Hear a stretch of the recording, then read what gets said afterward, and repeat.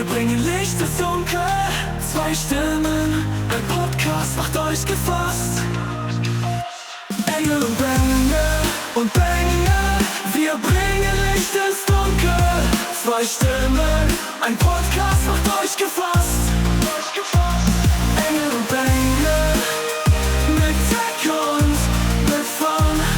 Wir sind ready, der Podcast beginnt, fangt an. Hi und herzlich willkommen zur ersten Folge des Engel und Bengel Podcasts. Ich bin Engel, Elias. Ich bin Bengel, Grafi. Und ja, zusammen werden wir hier in verschiedenen Episoden über ganz viele Themen in der Technik reden. Genau. Und ja, kurz zur Geschichte, wie es zu unserem Podcast gekommen ist. Kurz und einfach gesagt, viele Dinge, die uns unsere Diplomarbeit für die HTL etwas abgewandelt haben. Und nun sitzen wir hier. Genau. Wie ihr gerade schon von Fabian herausgehört habt, ist das sozusagen unsere Diplomarbeit.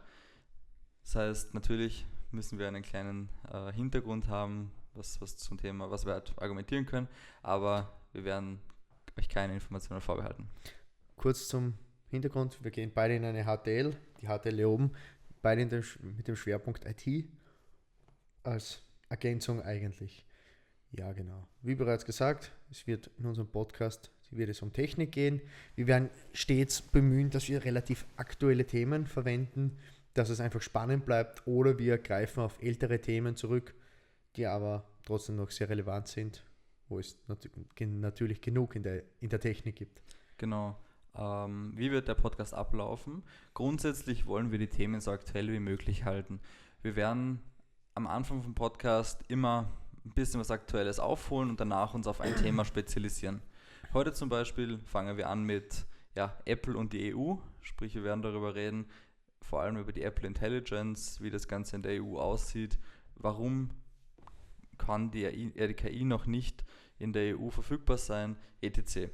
Und falls ihr Themen habt, die euch interessieren würden, könnt ihr das natürlich gerne entweder bei Spotify hinschreiben oder auf YouTube einen Kommentar schreiben oder wo auch immer ihr unsere Clips seht. Genau.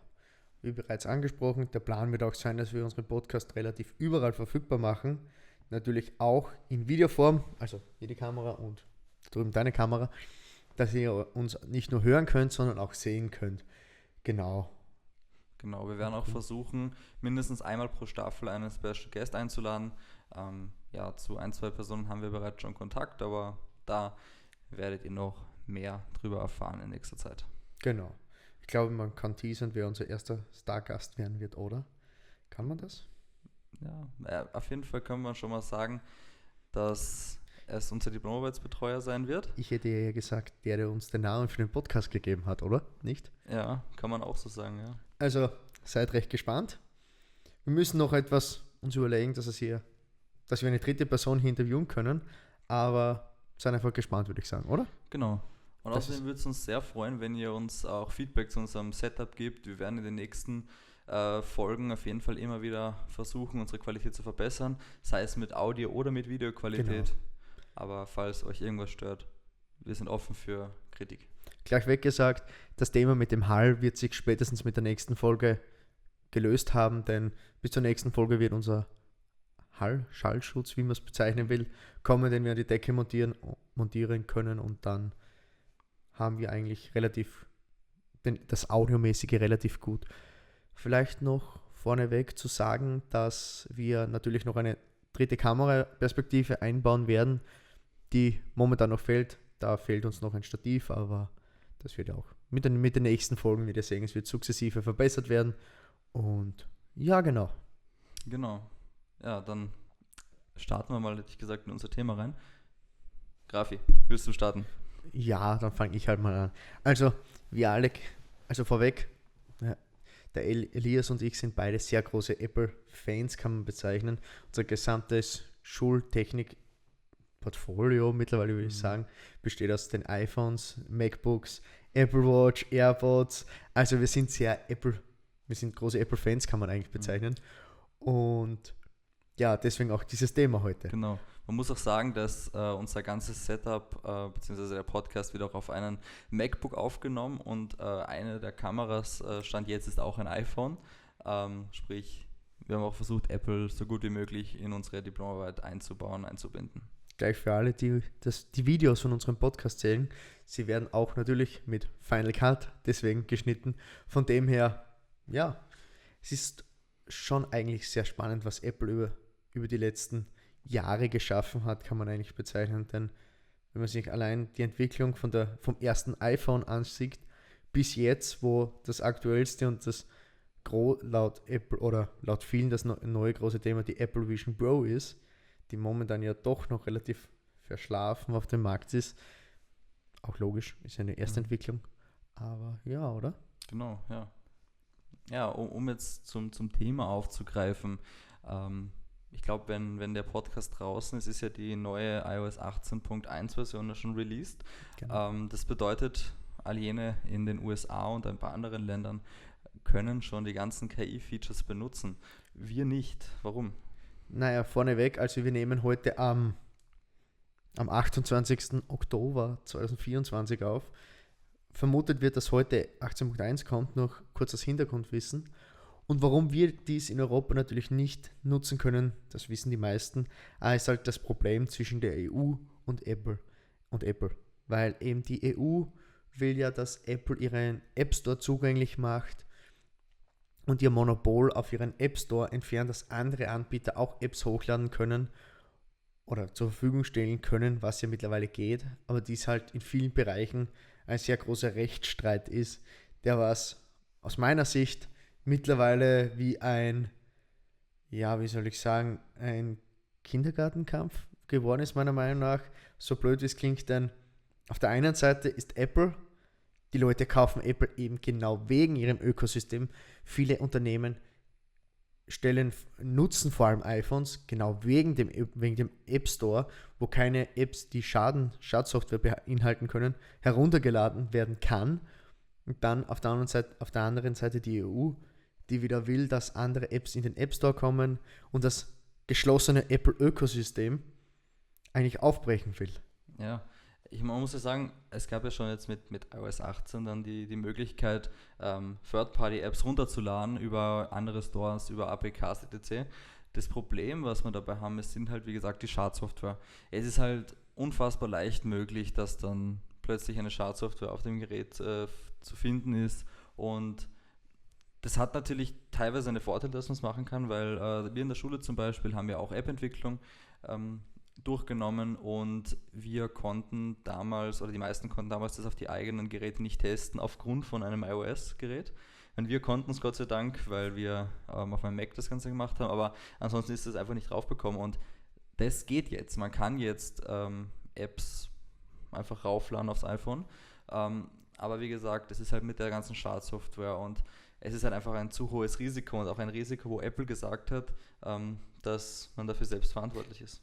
Ich muss halt sagen, das Thema Schadsoftware ist das eine. Das andere ist ja auch, dass viele einfach ein geschlossenes Apple-System mögen. Problem ist halt dies, dass eben viele Unternehmen sich eben wegen der 20 oder 30-prozentigen Abgabe für Großunternehmen angemerkt, eben wie Supercell oder die großen Apps eben, ich glaube, den meisten ist bekannt, der Kampf zwischen Epic Games und Apple eben wegen Fortnite, so dass ich es rausbekomme. Und ja, einfach, dass es einfach gewisse Dinge, sie sich beschweren, warum sie an Apple was abdrücken müssen. Das Thema ist halt, Apple hat was geschaffen, sie verwalten das und die Leute finden es teilweise okay. Und dass es den Unternehmen nicht schmeckt, dass sie was abdrücken müssen an Apple, ist irgendwo auch klar. Es ist halt immer so ein zweischneidiges Schwert, würde ich bezeichnen fast. Es sind halt die prozentuellen Abgaben, weil der Play Store, der Google Play Store, hat ja auch seine Kosten. Man kann das Unternehmen, muss man auch was an Google abgeben. Das Problem ist aber, Apple verlangt so viel. Das ist das Gleiche, wenn man das zum Beispiel bei den Kreditkarten ansieht, wenn Mastercard oder Visa teilweise 2% von dem Ganzen verlangen und zum Beispiel Diners Club Amex. oder American Express 3,5%. Und da merkt man halt auch wieder, dass viele Unternehmen sich halt weigern, das dann zu implementieren und genau gleich ist es bei den Apps auch. Und ich glaube, was auch nicht zu unterschätzen ist, die Macht, die Apple in ihrem App Store hat. Alleine, wenn man sich das vor ein paar Jahren anschaut, wie Apple den App-Entwicklern eigentlich vorgeschrieben hat, dass sie in den App Store hineinschreiben müssen, welche Daten sie von ihrem Nutzer sammeln. Und da sind ja doch einige Unternehmen sehr in die Kritik geraten, weil sie auf so eine große Fülle an Daten sammeln, obwohl sie teilweise für gewisse Apps eigentlich unnötig sind, sie nicht brauchen für die Apps. War dasselbe, wie Apple die Funktion eingeführt hat, wenn die Kamera angeht oder das Mikrofon, dass man den kleinen Kreis zum Beispiel in Orangen bekommt. Und es ist schon nicht zu unterschätzen, was unsere persönlichen Daten eigentlich wert sind. Wo Apple auf der einen Seite sagt, wir schützen Daten ganz groß und viele sagen, ja, wir können es nicht so überprüfen. Nur das ist halt Apple mit ihrem geschlossenen System, wo alles mehr oder weniger sicher ist, außer es gibt Sicherheitslücken. Genau, und das ist auch genau das, was die EU nicht mag. Und genau deswegen ist auch die KI noch nicht verfügbar bei uns, weil Punkt Datenschutz.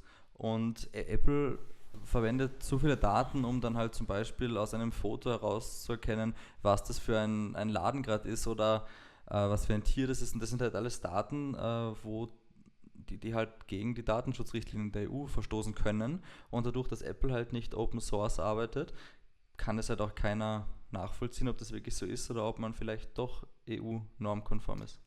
Ich würde sagen, es geht der EU persönlich, aus meiner Sicht nicht nur um die Daten, denn es geht eigentlich der EU darum, dass Apple sagt, es gibt nur diese eine, also Apple Intelligence, die eben alles lokal macht und wenn sie nicht mehr weiterkommt, erst dann auf ChatGPT zurückgreift. Genau um diesen Aspekt geht es. Warum? Also aus meiner Sicht, dass es eben darum geht, warum Apple sagt, wenn es nicht mehr weitergeht, warum muss es ChatGPT, also OpenAI mit ChatGPT sein und nicht ein anderer Anbieter, oder warum kann ich nicht vorneweg eine andere KI nutzen oder verwenden? Und ich glaube, genau das ist der springende Punkt, was die EU kritisiert. Auf der einen Seite muss man sagen, es ist meiner Meinung nach, eben wie bereits angesprochen, ein relativer Kindergarten, denn sind wir uns ehrlich, es geht um KI, wenn ich eine andere KI nutzen will, dann wechsle ich mein Betriebssystem, beziehungsweise ich nutze einfach Siri mit Apple Intelligence nicht, sondern nutze einfach ChatGPT oder Grok, wenn es von XAI verfügbar ist, oder Google Bard oder wie es auch immer heißen mag. Ich finde halt, es ist etwas einfach zu Übertriebenes mittlerweile geworden. Es ist ja dann auch wieder einfach die Monopolstellung, wenn dann Apple Intelligence oder Apple dann wieder sagt, dass sie bei Apple Intelligence nur OpenAI's ChatGPT unterstützen. Ich glaube, wenn Apple da offener wäre und sagt, man stellt den Code Open Source zur Verfügung, dass man bestimmte andere KIs einbinden kann, wenn man es dann selbstständig macht, ist sicher auch eine Möglichkeit, ein Ansatz, der vielleicht in Zukunft zum Nachdenken ist, aber dann kann Apple natürlich nicht mehr dieses Professionelle und dieses Sichere vor allem garantieren. Ich würde sagen, wenn Apple ihren Code Open Source machen würde, wäre das einer der Untergänge von Apple, denn Apple lebt davon, dass ihre Daten geschützt sind, ihr Quellcode geschlossen ist, eben wie bei Google und anderen Diensten, die nicht Open Source sind. Sicher, auf der einen Seite Open Source hat seine Vorteile, man kann überprüfen, wie es aussieht, jedoch würde ich bezeichnen, ist Open Source Code eben sehr anfällig dafür, wie man es in gewissen Beispielen sieht, was nicht oft passiert zum Glück, wo sich Hackergruppen über längere Zeit in Coding-Gruppen einarbeiten und dann im Background ein Tor machen, ein Hintertürchen schaffen, wo sie dann auf ihre Schadsoftware oder ihre schädlichen Aktivitäten durchführen. Und was hältst du davon, wenn man sagt, man würde eine Schnittstelle freigeben, dass man theoretisch gesehen dieses Apple IntelliJ Base anknüpfen kann, um mit einer anderen KI zu verknüpfen? Ich finde die Idee nicht schlecht, jedoch würde ich sagen, dass das würde Apple widerstreben, denn man hat seine eigene Musik-App, man hat seine eigene Apple TV. Natürlich, man kann sich Und auf der anderen Seite würde ich sagen, hat man einfach den App Store oder jetzt mittlerweile für die europäischen Kunden einen anderen Drittanbieter App Store oder zum App downloaden, wo dann wiederum andere künstliche Intelligenzen auch zum Herunterladen sind. Das wäre das Gleiche, wie wenn man sagen würde, wenn die EU sagen würde, hey Amazon, ihr dürft eure Alexa nicht mehr verkaufen, denn auf eure Alexa läuft euer eigenes Alexa-Betriebssystem mit eurem eigenen Netz dahinter und warum ist da kein anderes Netz drauf? Das wäre meiner Meinung nach wäre das der gleiche Vergleich, den man sagt, warum Apple, ihr habt euer Apple Intelligence, warum, und dann müsste man es bei vielen anderen Produkten machen, wo ich aber auch sagen muss, ich glaube Apple und die EU sind sich hierbei etwas verrannt, denn man hat da strikt auf ihren alten Streit wieder weiter gehackt und ist jetzt doch in einer sehr ungünstigen Situation, denn sind wir uns ehrlich, Apple hat das künstliche Intelligenz-Thema relativ verschlafen. Siri ist einer der dümmsten Sprachassistenten, die es am Markt gibt. Das ist einfach so. Also alleine, wenn wir eine da zu Hause hat, wenn man sagt, sie soll was machen, kommen sehr viele blöde Antworten. Ich glaube, das wäre ein eigenes Video mit den Highlights oder eigener Podcast-Folge, wie dumm Siri eigentlich in der heutigen Zeit noch ist. Aber zurück zum Thema jetzt mit dem ganzen EU- und Apple-Thema. Ja, ich glaube, es muss da bald mal eine Lösung geben, weil wenn man sich die Verkaufszahlen anschaut, hat Apple bei den iPhone 16 Modellen in der EU vergleichsweise echt wenig verkauft. Und das ist auch sicher mit der Grund, dass die ganzen neuen Apple Intelligence Features nicht bei uns verfügbar sind.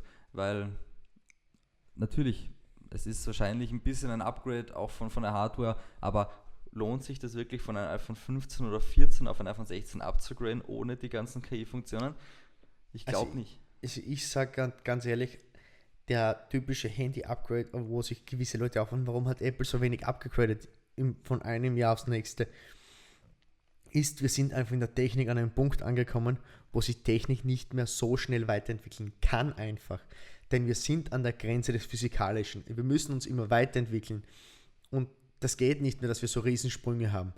Wir sind am Punkt angekommen, wo ich glaube, so wie es jetzt bei der Apple Watch heuer das erste Mal war, ich weiß nicht, ob Apple es wirklich riskiert, aber ich kann mir vorstellen, dass es auf zweijährliche Produktzyklen geht, dass das heißt, so wie die Apple Watch, ein Jahr kommt die Pro Apple Watch raus, so wie es, heuer war die normale Apple Watch dran, die Pro-Version hat nur eine Farb-Upgrade bekommen und nächstes Jahr ist wieder die Pro-Version dran und dann kommt das Jahr drauf für die andere. Einfach, dass man zwischen normalen und Pro gleich macht, dass Apple wirklich sagt, okay, nächstes Jahr kommt zum Beispiel das iPhone 17 raus und dann das iPhone Pro, wie auch immer, dann 18 Pro oder wie auch immer, kommt dann ein Jahr später raus. Einfach, dass man zwischen den Produktstufen einfach einen größeren Sprung wieder hat. Jedoch auf der anderen Seite, der Finanzmarkt oder der Aktienmarkt will einfach Verkäufe. Es wird schwer, glaube ich, für Apple, wie sie da einen Sprung schaffen. Und das ist ja nicht nur Apple. Das sind ja der gesamte Markt, eigentlich der gesamte Smartphone-Markt oder generell Hardware momentan. Ja, ich bin gespannt, wie sich das in nächster Zeit entwickelt. Es muss sich auf jeden Fall irgendwas tun, auch in Verbindung mit der EU auf jeden Fall, weil wenn die EU weiterhin sagt, dass sie die Sachen so strikt verbieten, vor allem was das KI angeht, dann sind wir in Europa einfach mittlerweile hinten nach und das wird sich auch wirtschaftlich zeigen, meiner Meinung nach. Naja, alleine wenn man sich den Wirtschaftsstandort Europa ansieht, wir haben zwar, wenn es vor allem jetzt auf den Bezug aufs Nachhaltigkeit, haben wir eine große Entwicklung. Also wir sind da gleich auf wie Amerika, für die Patente zum Beispiel.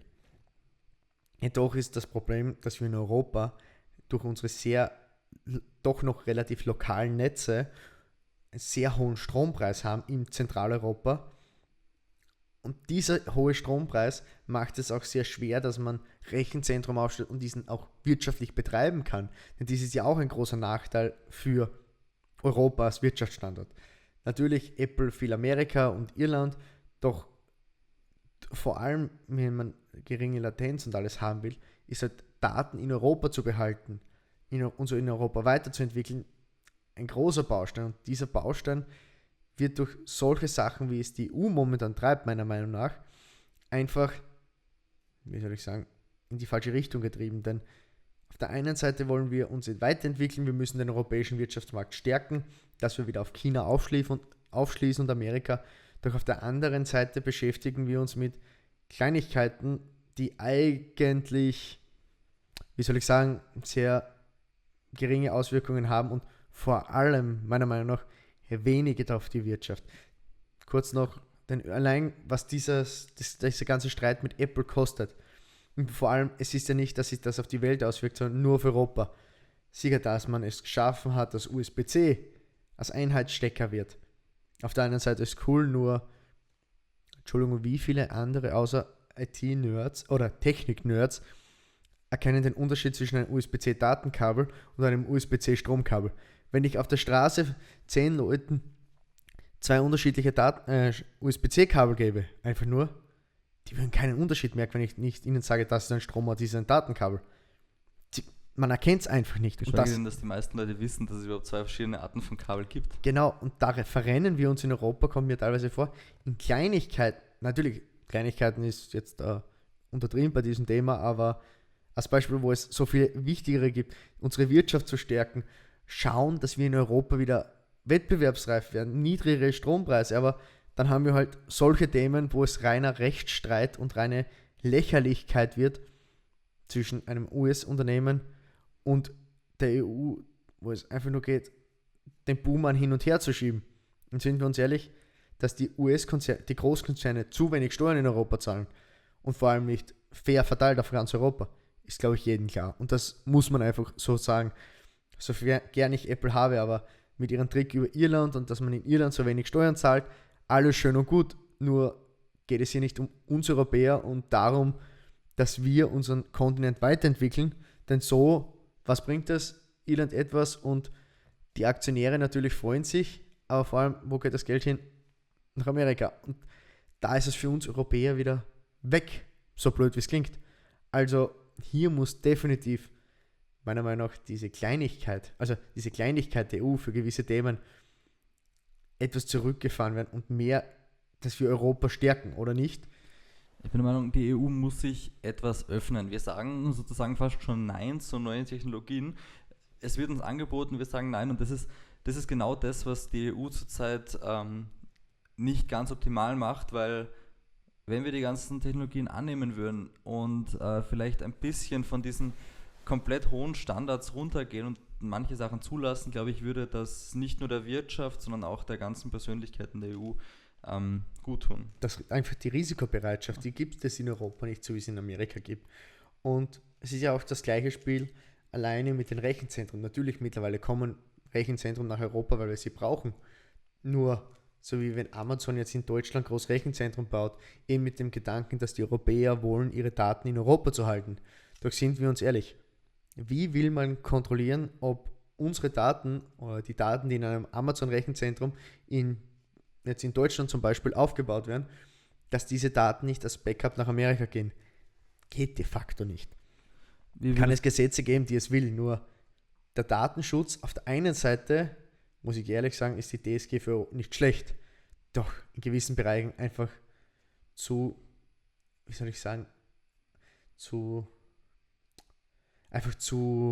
steif. Sie ist Datenschutz wichtig, keine Frage. Nur es gibt so viele Themen, wo es sinnvoller wäre. Man sieht ja allein, was Google Daten über uns sammelt. Also das ist krank. Alleine das Video, also für euch zur Info, wir hatten einen Datenschutz-Workshop, eigentlich Internet-Selbstverteidigung, oder? Mhm.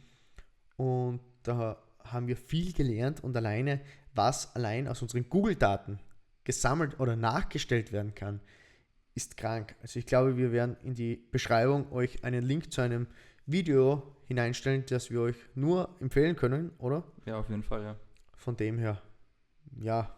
Ja, und ich finde auch, gerade weil du das mit dem Rechenzentrum angesprochen hast, es ist nicht nur datenschutztechnisch kompliziert bei uns, sondern auch viele kleine Firmen vor allem haben ihren Sitz gar nicht mehr in Europa, aus dem Grund, weil wir halt auch einfach viel zu hohe Kosten haben für kleine Firmen. größere oder mittelständige Unternehmen können sich das noch leisten, ein Rechenzentrum oder einen Datenserver bei uns in Europa irgendwo stehen zu haben. Nur wenn man sich anschaut, wie viel man im Vergleich zu Europa in den USA, in China, Indien oder auch in Dubai zahlt, da gehen viele Firmen direkt ins Ausland und es ist ja mittlerweile nicht mehr schwer, Daten von Europa ins Ausland zu transferieren und auch ohne wirklich viel Latenz zu bekommen. Naja, na China hast du doch einiges an Latenz. Aber es ist ja auch, allein wenn man sich anschaut, die im skandinavischen Bereich, der Unterschied sind, ich glaube, Deutschland 43 Cent die Kilowattstunde oder so. Kommt hin, ja. Und ich glaube, in Finnland sind es 22 nur. Also vor allem die skandinavischen Länder haben ja doch allein von ihrer Lage her und von Ressourcen sehr viel gemacht. Problem ist halt einfach nur unsere sehr steifes Netz. Denn alleine, wenn man sich das anschaut in Österreich, zum Beispiel der Salzburg-Link, wurde geplant, wurde von Leuten protestiert, dass wir eine 380 kV-Leitung von Salzburg, die Lückenschließung zwischen den Osten Österreichs und dem Westen, wo die Speicherkraftwerke sind, dass wir den Strom innerhalb Österreichs leiten können und nicht über den Deutschland gehen müssen, dass wir in Europa einfach, da sind wir wieder, für so viele Kleinigkeiten Ewigkeiten brauchen, wo wir einfach nur in Bürokratie und in Streit und in unnötigen Diskussionen, wenn da ist ein Frosch zu Hause oder da ist eine sehr seltene Vogelart. Ja, natürlich, jeder hat seine Daseinsberechtigung, nur gewisse Projekte haben einfach große Auswirkungen auf Europa. Man nenne den Brenner Basistunnel. In Österreich und Südtirol läuft alles super, oder Italien so nicht. Läuft alles super, nur Bayern, da streitet man seit Jahren. Die kommen erst 10, 15, 20 Jahre wahrscheinlich nach dem Brennertunnel sind die erst fertig mit ihrer Zulaufstrecke. Das heißt, man hat erst wieder Nadelöhre in einer Region, wo es bereits Nadelöhre gibt. Und wir verläufen uns in Europa einfach wieder, kann man einfach sagen, durch und durch, wegen Kleinigkeiten wir machen einfach aus einer Kleinigkeit ein Riesending, was uns wirtschaftlich und ressourcenmäßig einfach nur behindert und wir uns selbst eigentlich am Bein stellen. Genau, und da kommen wir dann auch wieder zurück zur Technik, weil gerade aus solchen Kleinigkeiten sagen dann viele Firmen automatisch schon nein. Und deswegen haben wir bestimmte Technologien bei uns nicht und werden es auch nicht so schnell bekommen. Außer die EU gibt bei bestimmten Sachen etwas nach und ich bin der Meinung, das muss sie auch, weil ansonsten haben wir bald ein großes wirtschaftliches Problem. Definitiv, also ich finde auch, dass natürlich jedes Land in Europa sein eigenes Ding kochen will, ist auch klar. Doch desto die rechtere, ich bezeichne sie gerne als rechtere Ströme, wenn diese teilweise einfach, wie soll ich sagen, alle sagen, die in Brüssel machen gar nichts, die machen nur Blödsinn, das funktioniert nicht, Kompetenzen wieder zurück ins eigene Land holen, das finde ich genau der falsche Schritt, denn sind wir uns ehrlich. Schauen wir uns die Größe von Europa an, schauen wir uns die Größe von den USA an, schauen wir uns China an, schauen wir uns Indien an. Die sind ein Land und bringen viel nach vorne. In jedem europäischen Land eigenes Bürokratie, eigene Sachen, beziehungsweise jedes Land, jeder Präsident schaut für sich. Normalerweise müsste man die ganzen Institutionen alles aufteilen, fair auf Europa aufteilen und so blöd wie es klingt und so verhasst wie der Begriff ist, auf Dauer schaffen, die Vereinigten Staaten von Europa zu gründen. So blöd wie es klingen mag und so sehr wie mich jetzt gewisse Leute hassen werden dafür, aber eine einheitliche Regelung für Europa wäre wirtschaftlich und kapitalmäßig am sinnvollsten, denn die westlichen Länder Europas zahlen ein und bekommen weniger zurück. Natürlich, die Finanzgleichheit muss ausgeglichen werden, nur wir verrennen uns in Kleinigkeiten.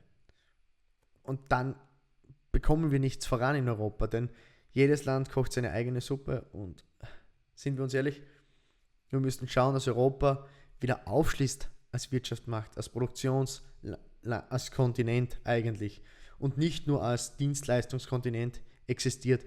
Denn nur so, wenn wir unsere eigenen Ressourcen oder eigene Produkte herstellen können oder entwickeln können und diese auch mit eigenen Unternehmen vermarkten können, bekommen wir das voran in Europa, oder nicht? Genau, da stimme ich dir absolut zu und ich glaube, man kann heute auch zusammenfassend jetzt nochmal sagen, dass natürlich, es gibt mehrere Seiten, zu denen man Stellung ziehen kann, und es gibt auch sicher nicht nur den einen Feind, die EU, oder Nein, definitiv nicht. den einen Schwachpunkt. Es muss sich vieles bei uns ändern, und ich glaube, dann kann man auch viel offener sein und auch viel mehr erreichen bei uns, wirtschaftlich, Definitiv. sowohl auch persönlich.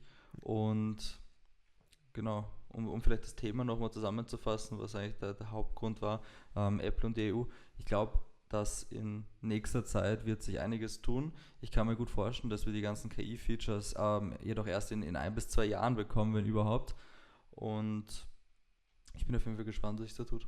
Definitiv, also es ist schon spannend, an welchem Scheideweg wir momentan stehen, denn auf der einen Seite, China wird immer größer, Unternehmen wir verlassen Europa, weil sie einfach nicht mehr produzieren können, weil es wirtschaftlich nicht mehr möglich ist, aufgrund der hohen Abgaben oder besser gesagt aufgrund der hohen Lohnkosten. Auf der anderen Seite will jeder mehr verdienen. Das ist also ein Hexenkreis, den wir haben hier in Europa. Und auf der anderen Seite kommen Waren nach Europa. Man nehme die Elektroindustrie, man nehme die PV-Industrie in China, die was vom Staat subventioniert wird, und diese schwemmt dann billig den europäischen Markt, und europäische Unternehmen können da einfach nicht standhalten. Denn man nehme einfach gewisse Unternehmen, die einfach schauen, okay, das Fahrzeug ist das billigste und Firmenfahrzeug, ich nehme jetzt eine Hausnummer, ein Elektroauto, das mit B beginnt aus China. Es ist schwer, auf der einen Seite wirtschaftlich verständlich, auf der anderen Seite, wenn man es genau übernimmt, wäre eigentlich für alle österreichischen Unternehmen, oder für den Großteil der österreichischen Unternehmen, sinnvoll, ein deutsches Fahrzeug zu kaufen, denn die österreichische Industrie ist größtenteils von der deutschen Autoindustrie abhängig. Denn ich glaube, hier werden wir in naher Zukunft schon ein großes Problem bekommen, wenn die deutschen Autokonzerne immer kleiner werden und immer mehr Probleme kriegen oder bekommen. Ich glaube, wir können gespannt sein, wie sich das da in den kommenden Jahren entwickelt. Definitiv. Genau. Wenn ihr noch irgendein Thema habt, über was wir vielleicht nicht geredet haben jetzt in dem Bezug oder auf was wir vergessen haben, was noch wichtig ist, lasst uns gerne wissen. Entweder in den Kommentaren oder als Feedback. Oder auf unsere E-Mail-Adresse, die ihr in den Shownotes findet, auf den Podcast-Plattformen oder auf YouTube natürlich einfach die Kommentare. Jederzeit gerne schreiben, Informationen, Verbesserungsvorschläge oder Themenvorschläge vor allem. An dieser Stelle würden wir uns, glaube ich, bedanken. Genau, und mit einem typisch steirischen Glück auf. verabschieden. Podcast hat euch gefasst. Engel und Bänge mit Tech und mit Fun.